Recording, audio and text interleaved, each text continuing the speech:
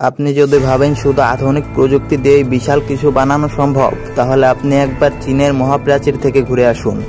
এটি এমন একটি স্থাপত্য যা হাজার হাজার বছর আগের মানুষের অধ্যবসায়, বুদ্ধিমত্তা এবং সাহসের নিদর্শন।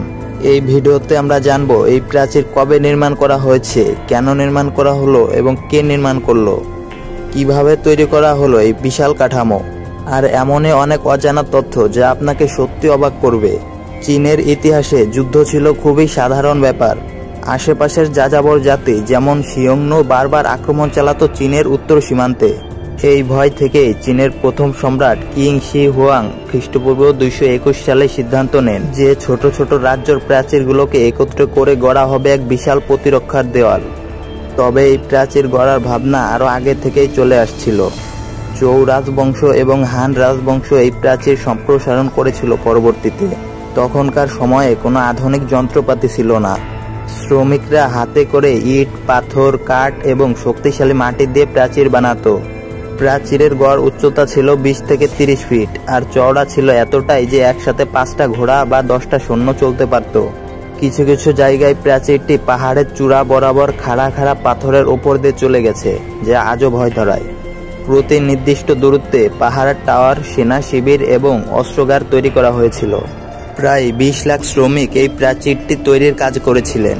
এদের মধ্যে ছিলেন সাধারণ কৃষক, যুদ্ধবন্দী এবং সাজাপ্রাপ্ত কয়েদি। এত কষ্টসাধ্য কাজ আর পরিবেশের জন্য অনেকে বেঁচে ফিরতে পারেননি। তাদের মরদেহ প্রাচীরের কাছেই অথবা প্রাচীরের নিচেই চাপা দেওয়া হতো। তাই অনেকে বলেন চীনের মহাপ্রাচীর পৃথিবীর সবচেয়ে বড় কবরস্থান। মহাপ্রাচীর গড়ার কাজ একবারে শেষ হয়নি। প্রতিটি রাজবংশ এটিকে তাদের মতো করে উন্নত করেছে।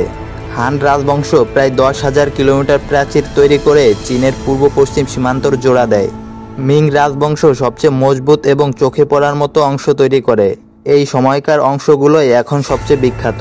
মিং রাজারা চীনের উত্তরে প্রাচীরের সঙ্গে সঙ্গে চৌকি, সাঁকো ও গোলা বারুদ ঘর নির্মাণ করেন, যেন শত্রুরা সহজে ঢুকতে না পারে।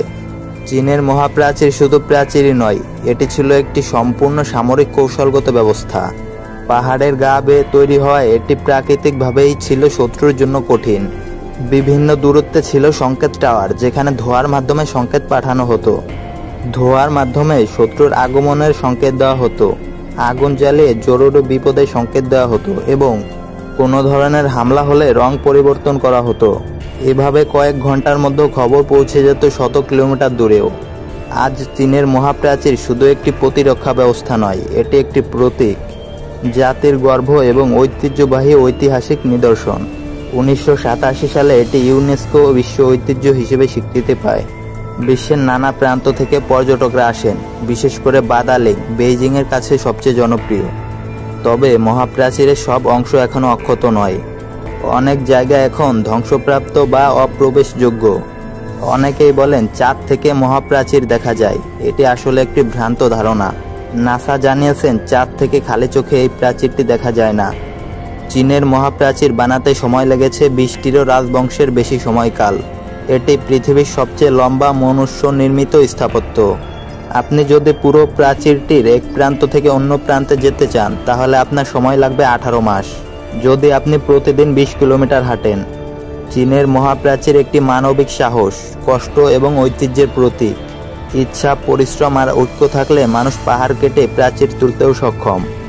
এই ভিডিওটি যদি আপনার ভালো লেগে থাকে তাহলে একটা লাইক দিন, শেয়ার করুন বন্ধুদের সাথে এবং আমাদের চ্যানেলটি সাবস্ক্রাইব করুন আরও ঐতিহাসিক কন্টেন্ট পেতে। আপনি কি চীনের মহাপ্রাচীর একবার হলেও দেখতে চান? কমেন্টে জানান।